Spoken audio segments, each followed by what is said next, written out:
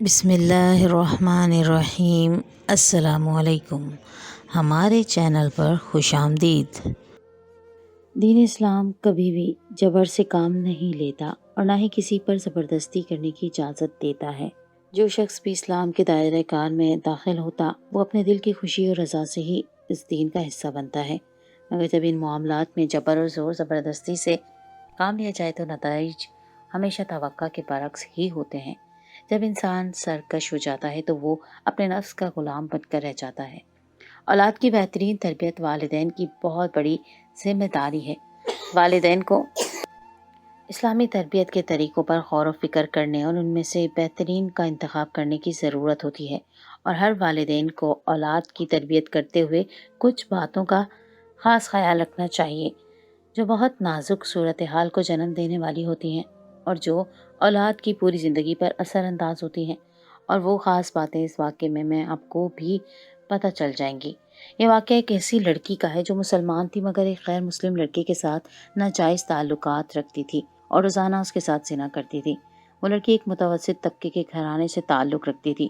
گھرانہ بھی بہت زیادہ مذہبی نہ تھا اور نہ ہی ایسا کہ دینی علوم سے بالکل ہی ناآشنا ہو۔ اپنی استطاعت کے مطابق والدین دین پر قائم رہنے کی کوشش کرتے اور اولاد کو بھی دین کی طرف آنے کی ہمہ وقت نصیحتیں کرتے۔ ماں باپ نماز کی پابندی کرتے تھے اور چاہتے تھے کہ ان کی عادت ان کی بیٹی بھی اختیار کرے، مگر لڑکی کو باشعور ہوتے ہی اپنے مذہب سے الجھن ہونے لگی تھی۔ وہ جوں بڑی ہوتی جا رہی تھی اس کے دل میں اسلام کے خلاف نفرت کے جذبات پروان چڑھ رہے تھے۔ وہ نماز بھی والدین کی سختی کی وجہ سے پڑھتی تھی اور جب اسے موقع ملتا وہ نماز کی ادائیگی میں کوتاہی کر جاتی۔ پھر اسے والدین نے جوان ہونے پر مدرسے میں بھیجنا شروع کر دیا تاکہ وہ قرآن کی تلاوت اور اسلام کے سبھی عقائد کو اچھے سے سیکھ لے، مگر لڑکی نے مدرسے سے باہر اپنی دلچسپی کی ایک اور راہ ڈھونڈ لی، ایک ایسا رشتہ جو اسے برائی کے گہرے دلدل میں پھنساتا چلا گیا تھا اور وہ دوبارہ کبھی اپنے مذہب کی طرف لوٹ کر واپس نہ آ سکی تھی۔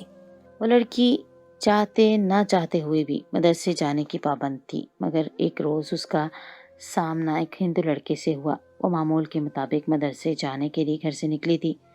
گلی میں رش ہونا کافی تھا۔ جب اسے وہاں سے گزرنے میں دشواری ہوئی تو اس ہندو لڑکے نے اس لڑکی کو لوگوں کی بھیڑ میں سے راستہ دلا کر اس مشکل سے نکالا۔ اس لڑکے کی اس مدد نے لڑکی کے دل میں نرمی کے جذبات پیدا کر دیے اور وہ اس لڑکی کی محبت میں مبتلا ہو گئی۔ در حقیقت ہمارا نفس جس چیز کو پسند کرے گا اسی کی جانب جانے کا حکم دیتا ہے۔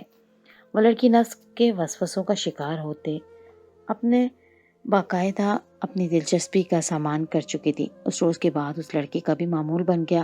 وہ اس لڑکی کو دیکھنے اسی گلی میں رکتا اور مختلف بہانوں سے روک کر بات چیت کرتا۔ ہندو لڑکے کو اس مسلمان لڑکی میں دلچسپی ہونے لگی کیونکہ وہ لڑکی شاید واحد مسلمان لڑکی تھی جو اپنے پردے اور حجاب کو بھلائے اس ہندو لڑکے سے بات چیت کر رہی تھی اور اس سے ملاقات کرنے میں کوئی آر محسوس نہیں کر رہی تھی۔ اس ہندو لڑکی کی ہمت بڑھتی جا رہی تھی۔ ایک روز اس مسلمان لڑکی کی سینڈل ٹوٹ گئی جس کے باعث اس کا گلی سے پیدل چل کر گزرنا مشکل ہو رہا تھا۔ ہندو لڑکے نے موقع کی تلاش پوری ہوتے دیکھ لڑکی کو اپنے گھر آنے کی دعوت دی اور مدد کے لیے خود کو پیش کر دیا۔ اس کا گھر وہیں مدرسے کے قریب تھا۔ وہ حیران تب ہوا جب لڑکی نے اس کی دعوت فوراً قبول کی اور اس کے ساتھ اس کے گھر پہنچ گئی، اور وہاں پتہ چلا کہ وہ لڑکا اپنے گھر میں اپنی بوڑھی ماں کے ساتھ رہتا تھا جو بیماری کے باعث لاغر ہو کر ہر وقت چارپائی پر پڑی رہتی تھی مگر اپنے بیٹے کی ہر حرکت کو نظر میں رکھا کرتی تھی۔ وہ مسلمان لڑکی مدرسے کا تمام وقت اس لڑکے کے پاس رہی اور اپنا پردہ بھی اس کے سامنے اتار دیا۔ اس نے ہندو لڑکے سے بات کرتے ہوئے اسے بتایا کہ وہ اپنے مذہب سے نفرت کرتی ہے اور قرآن پڑھنے یا سیکھنے میں کوئی دلچسپی نہیں رکھتی، مگر گھر والے زبردستی اسے مدرسے سے بھیجتے ہیں اور نماز پڑھنے پر مجبور کرتے ہیں۔ اس کی بات پر ہندو لڑکے نے اسے اپنے گھر کا راستہ دکھا دیا اور بولا کہ آج کے بعد تم جب چاہو اور جتنی دیر چاہو میرے گھر آ کر رہ سکتی ہو، میں تمہیں منع نہیں کروں گا اور نہ ہی کسی کو خبر ہونے دوں گا۔ اس لڑکی کی اس دریا دلی نے لڑکی کو اس کا اسیر کر دیا تھا۔ لڑکی کی ماں خاموشی سے ساری کارروائی دیکھ رہی تھی۔ لڑکی نے معمول بنا لیا اور روزانہ گھر والوں سے مدرسے کا بول کر گھر سے نکلتی اور اس ہندو لڑکے کے گھر پہنچ جاتی۔ اس نے اپنا پردہ بھی اتار دیا اور اس لڑکے کے ساتھ ناجائز تعلقات بھی قائم کرنے لگی۔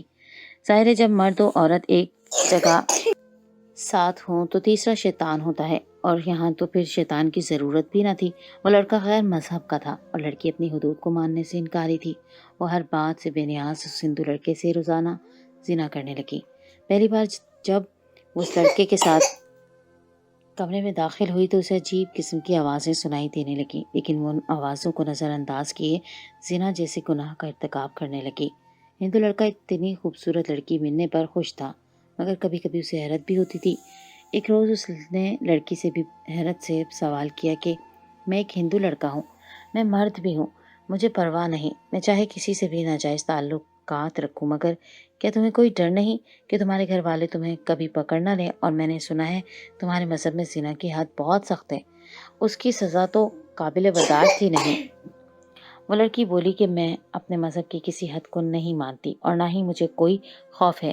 مجھے اپنے گھر والوں کا بھی اب ڈر نہیں رہا، کیونکہ انہیں کبھی پتہ نہیں چلے گا، اور یہ جسم میرا اپنا ہے تو اس پر میں کسی دوسرے کی مرضی کو مسلط نہیں کروں گی۔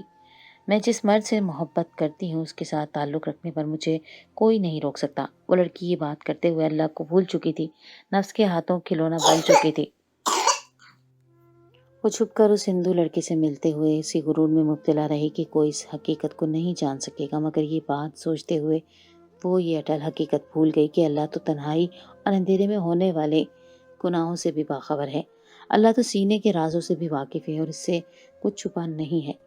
مسلمان لڑکی کے گھر والے شروع میں تو مطمئن رہے کہ وہ دین کی تعلیم حاصل کرنے کے لیے مدرسے میں جا رہی ہے، مگر جب لڑکی روزانہ دیر سے گھر آنے لگی تو اس کا باپ کھٹک گیا، اور ایک روز جب وہ مسلمان لڑکی اس ہندو لڑکے کے ساتھ زنا کر کے لوٹی تو باپ نے اس کو بلایا۔ وہ گھبرا گئی اور دل میں اپنے پکڑے جانے کا خوف لے کر باپ کے پاس پہنچی۔ اس کے باپ نے سختی سے سوال کیا کہ وہ روزانہ گھر دیر سے کیوں آ رہی ہے، جبکہ پہلے تو اس کے مدرسے میں مغرب تک چھٹی ہو جایا کرتی تھی۔ باپ کے سوال پر وہ لڑکی بولی کہ مجھے قرآن کو صرف پڑھنا ہی نہیں، اس کی آیت کا فہم بھی حاصل کرنا ہے، اس پر تدبر و تفکر بھی کرنا ہے۔ اس کے لیے اپنی کلاس کے علاوہ وقت لگا کر اپنے استاد سے قرآن کی تفسیر بھی کر رہی ہوں، تاکہ عربی میں جو پڑھوں وہ مجھے اپنی زبان میں بھی سمجھ آئے۔ لڑکی کی بات پر اس کا باپ خوش ہو گیا اور اطمینان سے بولا کہ ٹھیک ہے، پوری توجہ سے قرآن کو سیکھنا، کیونکہ بہترین لوگ وہی ہیں جو قرآن سیکھتے ہیں۔ پھر اس کے باپ نے کہا کہ جب تم پہلی 2 صورتوں کا مکمل ترجمہ تفسیر سے پڑھ لو تو مجھے بھی سنانا۔ وہ لڑکی سر ہلا کر تب تو چلی گئی، مگر بعد میں پریشان ہوئی کہ وہ اب اپنے باپ کو قرآن کیسے سناتی، وہ تو مدرسے میں بھی نہیں جا رہی تھی۔ اس نے اگلے روز اس ہندو لڑکے سے مل کر اسے بھی اپنی پریشانی بناتی۔ اس کی پریشانی پر وہ لڑکا اطمینان سے بولا کہ اس میں کیا بڑی بات ہے، تم کہیں سے بھی پہلی 1-2 صورتوں کا ترجمہ اور تفسیر پڑھ لو، کچھ واقعات رٹ لو، تاکہ تمہارا باپ جب بھی تم سے تفسیر جاننا چاہے تو تم آرام سے سنا دینا۔ اس لڑکے نے یہ لاپرواہ مشورہ دیا تھا کیونکہ وہ ایک ہندو تھا اور وہ قرآن کی حرمت و تقدس سے ناواقف تھا۔ وہ نہیں جانتا تھا کہ قرآن کسی چوری سے بچنے کے وقت استعمال کرنے والی کتاب نہیں، مگر وہ لڑکی سب جانتے ہوئے بھی اس کے مشورے پر عمل کرنے لگی اور روزانہ اس کے پاس جا کر تھوڑی دیر قرآن کی 1-2 آیات کا ترجمہ یاد کرتی، تفسیر سمجھتی اور پھر زنا کر کے گھر لوٹ آتی، اور زنا کے لیے جاتے ہوئے باہر سے آنے والی تمام عجیب سی آوازوں کو نظر انداز کرنے لگی۔ اس کے دل پر ایسی مہر لگی تھی کہ وہ قرآن کی تلاوت کرتے ہوئے بھی نہیں کانپی، نہ اسے اپنے گناہوں کا احساس ہوا، کیونکہ اس نے قرآن کو کبھی سمجھنے کی کوشش نہیں کی تھی، وہ تو صرف اپنا جھوٹ چھپا رہی تھی۔ وہ کبھی کسی سبق کی طرح یاد کرتی اور پھر اپنے گناہوں میں مشغول ہو جاتی۔ ایک روز گھر میں اس مسلمان لڑکی کے باپ نے اسے بلا کر قرآن کی پہلی سورت کی تفسیر سننے کی خواہش ظاہر کی، تو اس لڑکی نے جتنا بھی یاد کیا تھا وہ سارا اپنے باپ کو سنا دیا۔ اس کا باپ تفسیر اور 2-4 حدیث کے حوالے سن کر خوش ہو گیا اور بیٹی کو شاباشی دے کر مزید محنت کرنے کی نصیحت کی۔ وہ لڑکی اس روز کے بعد سے روزانہ اسی طرح گھر سے قرآن پڑھنے کا کہہ کر نکلتی اور اس ہندو لڑکے سے زنا کرنے کے بعد اطمینان سے قرآن یاد کرتی اور گھر لوٹ آتی تھی۔ وہ اپنی گناہوں بھری زندگی میں اتنی مشغول تھی کہ اپنی موت کو بھی بھلا گئی تھی۔ اس لڑکی کے دل سے اللہ کا خوف بالکل ختم ہو گیا تھا۔ گھر والے اس کی تبدیلی سے آگاہ نہیں ہو پائے اور وہ گناہوں کی دلدل میں دھنستی چلی گئی۔ وہ روزانہ اپنے اس ہندو دوست سے زنا کرنے میں مشغول رہتی تھی۔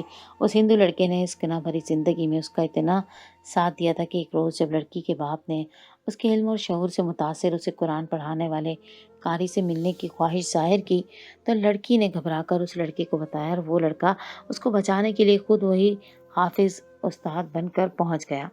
باپ اس سے ملا اور شکریہ ادا کرنے لگا کہ وہ استاد اس کی بیٹی کو اپنی قیمتی وقت سے وقت نکال کر اس کی بیٹی کو قرآن پڑھا رہا تھا۔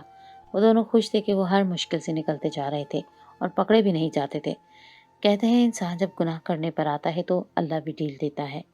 اگر انسان کے دل میں ایمان کی کوئی رمق باقی ہو تو اللہ اسے کبھی کبھی مہلت بھی دیتا ہے اور ایسے اسباب پیدا کرتا ہے کہ انسان توبہ کی جانب بڑھے۔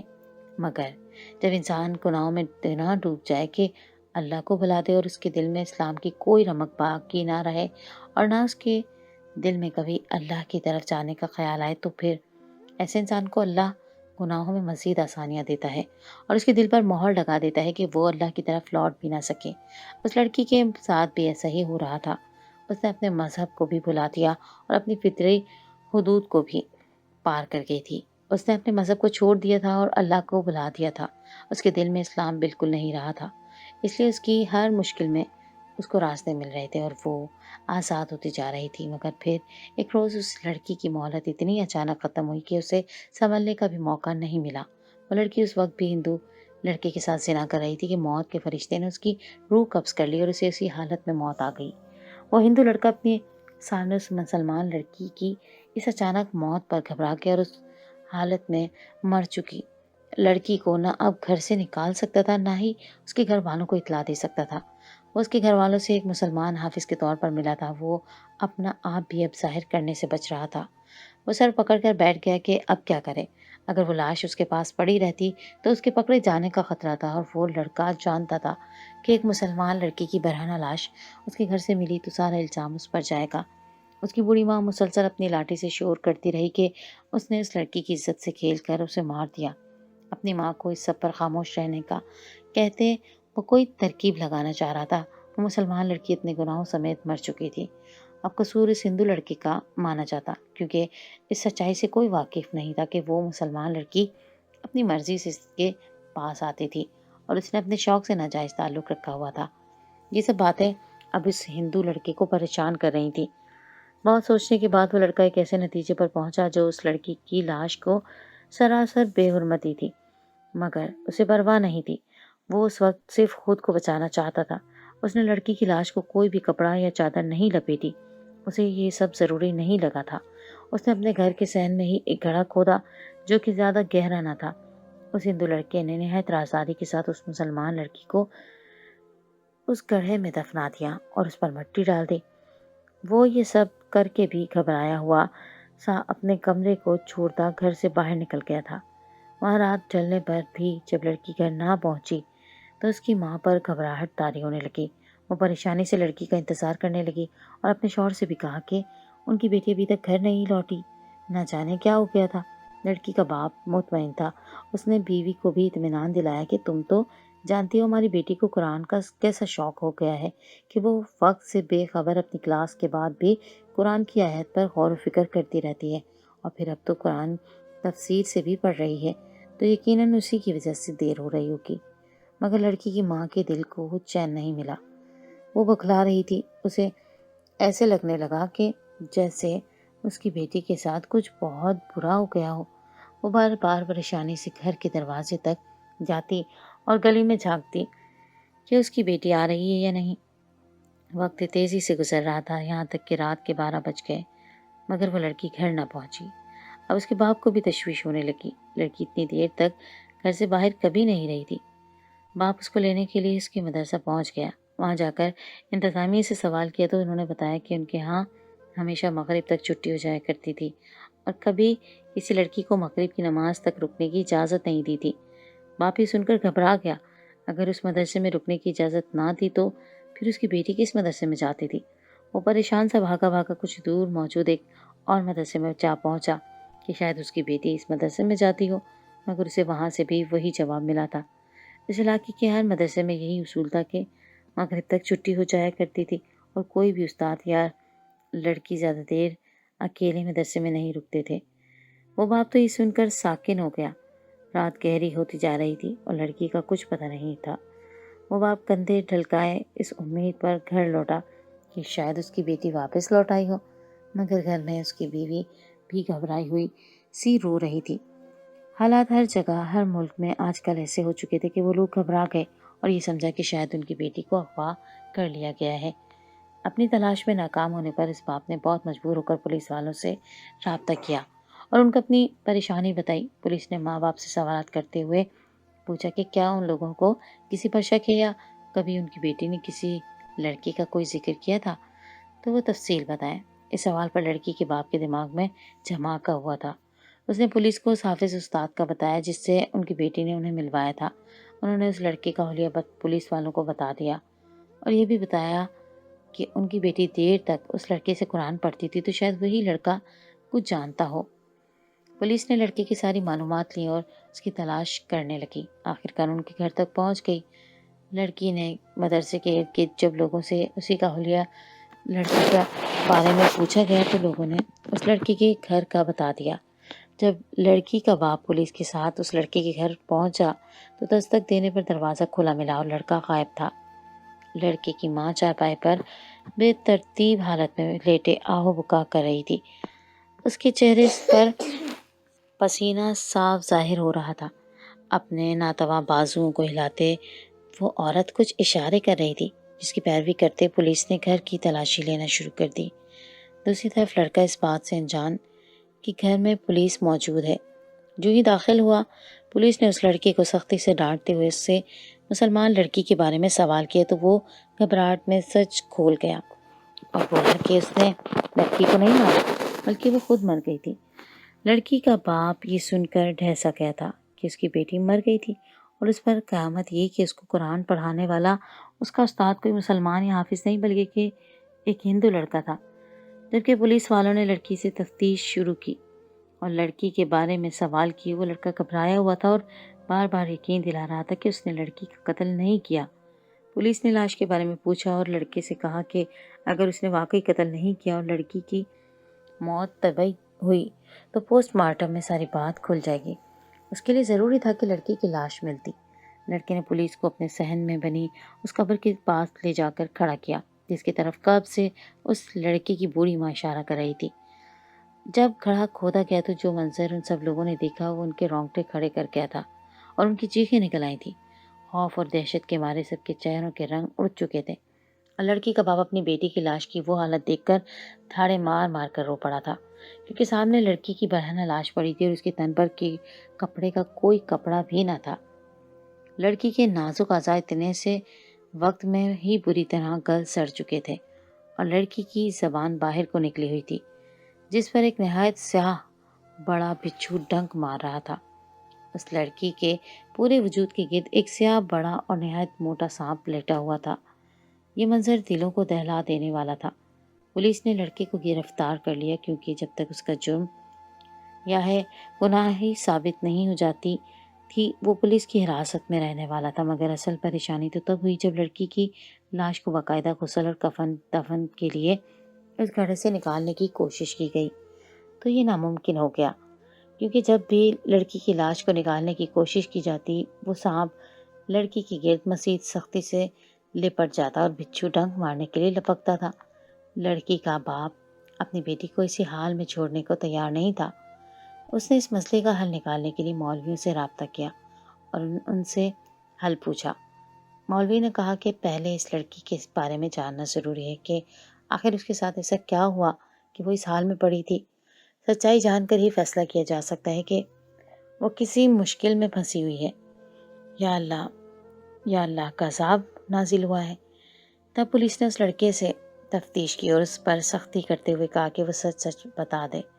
ایک مسلمان لڑکی اس حالت میں اس کے گھر میں کیا کر رہی تھی؟ سب کو یہی شک تھا کہ اس لڑکے نے اس لڑکی کو اغوا کر کے اس کے ساتھ زنا کیا ہوگا، مگر لڑکی نے جیسے ایک ہندو لڑکے کو مسلمان ظاہر کر کے اپنے ماں باپ سے ملوایا تھا، یہ بات ظاہر کر رہی تھی کہ وہ اس لڑکے کے پاس خود آتی تھی۔ جب لڑکے سے سوال ہوا تو اس نے سچ سچ بتا دیا کہ کیسے لڑکی خود اس لڑکے کی محبت میں مبتلا تھی اور اپنے مذہب سے خار کھاتی تھی۔ اس نے بتایا کہ لڑکی اپنی مرضی سے روزانہ اس کے ساتھ زنا کرتی تھی اور گھر والوں سے جھوٹ بولتی کہ وہ قرآن پڑھنے جا رہی ہے۔ اور جب گھر والوں کو شک ہوا تو لڑکی نے اسے اپنے استاد کے طور پر ملوایا اور خود کو بچانے کے لیے قرآن کی کچھ صورتیں تفسیر سے یاد کر لی۔ لڑکے کی ماں لاٹھی سے شور کرتے دونوں کو اس گناہ سے باز رکھنے کی بارہا کوشش کر چکی تھی، مگر وہ لڑکی اپنی جان اور اپنے ایمان کی خود ہی دشمن بن بیٹھی تھی، اس لیے باز نہ آئی۔ اور جب لڑکی خود اپنے آپ کو پیش کرے تو بڑے سے بڑے نیک مائل ہو جاتے ہیں۔ تو وہ تو پھر خیر مذہب سے تھا۔ مولویوں نے بتایا کہ وہ لڑکی اپنے اس گناہ کی وجہ سے اللہ کا عذاب جھیل رہی تھی۔ اس نے قرآن کو اپنے مطلب کے لیے استعمال کیا اور اپنی کلمہ کو زبان سے جھوٹ بولے اور زنا جیسا کبیرہ گناہ کرتی رہی۔ اسی کی وجہ سے اس نے اللہ کی ایسی سخت ناراضگی جھیلی کہ اب نہ اسے کفن دفن دیا جا سکتا تھا، نہ اسے قبر ملی اور نہ ہی تن پر کوئی کپڑا نصیب ہوا۔ اس نے دنیا میں خود کو برہنہ کیا تھا، اس لیے مر کر بھی برہنہ تھی۔ اب اس لڑکی کو اسی حال میں چھوڑنا ضروری ہو گیا تھا۔ لڑکی کا باپ اپنی بیٹی کے گناہوں پر تڑپ تڑپ کر رونے لگا۔ وہ گھر پہنچا اور بیوی کو بھی اپنی بیٹی کے گناہوں کے بارے میں بتایا اور اس کا انجام بھی بتایا۔ وہ ماں باپ دونوں رونے لگے اور اللہ سے رو رو کر دعا کرنے لگے کہ ان کی بیٹی کے گناہ معاف ہو جائیں۔ وہ سمجھ نہیں پا رہے تھے کہ اتنے دینی ماحول میں رہتے ہوئے بھی ان کی بیٹی اپنے مذہب سے کیوں دور ہوئی، اسے اسلام سے نفرت کیسے ہو گئی، اور اتنی نفرت کہ اس نے خود کو گناہوں میں دھکیل دیا۔ انہیں اس بات کا جواب نہیں مل رہا تھا۔ ایک عام سے عام اور گناہگار انسان بھی کبھی نہ کبھی اللہ سے ضرور ڈرتا ہے، اور ایک وقت ایسا ضرور آتا ہے کہ وہ اپنی گناہوں کو جان کر نادم ہوتا ہے اور اللہ سے معافی مانگتا ہے یا شرمندہ ہوتا ہے۔ مگر ان کی بیٹی نے ایسی نفرت کیوں کی؟ وہ کبھی جھکی نہیں، نہ ہی کبھی شرمندہ ہوئی۔ الٹا اس نے قرآن جیسی مقدس کتاب کو بھی اپنے مقصد کے لیے استعمال کیا تھا۔ ان کے گھر فاتحہ کے لیے لوگ آ رہے تھے اور سب یہی حیرت ظاہر کر رہے تھے کہ انہوں نے بیٹی کا جنازہ اتنی خاموشی سے کیوں پڑھایا اور کسی کو بلایا کیوں نہیں۔ ان کے پاس کسی کے سوال کا جواب نہ تھا۔ تب ایک روز جب ان کے پاس تعزیت کے لیے آنے والوں میں اس مرحومہ لڑکی کی ماں کی ایک پرانی دوست آئی، جو کہ لڑکیوں کو دین اسلام کے لیے درس دیا کرتی تھی اور بہت سلیقہ شعار خاتون تھی، جو دین اسلام کو گہرائی سے جانتی تھی۔ اس عالم دین نے بتایا جہنم میں جانے والے لوگوں کو کیسے کوڑے مارے جائیں گے اور آگ ان کو جلا دے گی، وغیرہ وغیرہ۔ بچوں کی وہ عمر جب ان کو اچھی چیزیں اور انعامات خوش کرتے ہیں، تب ان کو بری چیزوں اور سزاؤں کا بتایا جاتا ہے، جس سے ان کے دماغوں میں اللہ کی محبت کی بجائے خوف پیدا ہوتا ہے، اور کوئی انسان اس خوف میں مبتلا رہتے رہتے جب بڑا ہوتا ہے تو اللہ کے دین سے نفرت کرنے لگتا ہے۔ وہ نیکی کو جبر سمجھتا ہے اور اس کے اندر ہر وقت سزا کا سن کر بغاوت پیدا ہو جاتی ہے۔ یہی وجہ ہے کہ آج کل بچوں میں والدین کی ان باتوں کی وجہ سے اپنے مذہب سے دوری پیدا ہونے لگی ہے۔ اس لیے برائے مہربانی اپنے بچوں کو اللہ کی خیر سے پہلے اللہ کی رحمت اور اللہ کی عطاؤں اور مہربانیوں سے آگاہ کریں۔ اللہ کی جہنم سے پہلے اللہ کی جنت اور اس میں ملنے والے انعامات کے بارے میں بتائیں، اور جب بچہ غلطی کر بیٹھے تو اسے اس غلطی کی سزا سے پہلے یہ بتائیں کہ اگر وہ توبہ کر لے اور اللہ سے معافی مانگ لے تو اللہ اسے فوراً معاف کر کے اپنی رحمت کے سائے میں لے لے گا۔ اس سے بچوں کے دل میں تشکر کا احساس پیدا ہوتا ہے اور وہ اللہ سے محبت کرنے لگتے ہیں، اور جب وہ اللہ سے محبت کر لیں تو پھر وہ اللہ کی ناراضگی نہیں سہ پاتے اور اللہ کو ناراضی رکھنے کی ہر ممکن کوشش کرتے ہیں۔ وہ عالم دین ان ماں باپ کو ان کی غلطی بتا کر جا چکی تھی اور وہ دونوں پچھتاوے میں گھر گئے تھے، کیونکہ جو غلطی وہ کر بیٹھے تھے اب اس کا ازالہ بھی نہیں ہو سکتا تھا، کیونکہ ان کی بیٹی خود اپنے لیے عذاب کا راستہ چن کر مر چکی تھی، اور موت کے بعد توبہ کے در بند کر دیے جاتے ہیں۔ موت کے بعد مہلت ختم ہو جاتی ہے۔ ہمیں چاہیے کہ اس زمن میں اپنے اسلاف کی پیروی کریں، جو خوشخبری ملنے پر خوش ہو جاتے، عذاب کے ڈراوے پر خوف سے سمٹ جاتے، اور جہاں احکامات ہوتے وہ پوری توجہ سے سنتے اور امر بالمعروف نہیں عن المنکر سے کام لیتے، قرآن کی ہر آیت پر غور کرتے اور اسے دوسروں تک بھی خوب سمجھ کر بہترین انداز میں پہنچ جاتے۔ اللہ ہمیں بھی تربیت کے بہترین انداز کو اختیار کرنے کی توفیق عطا فرمائے۔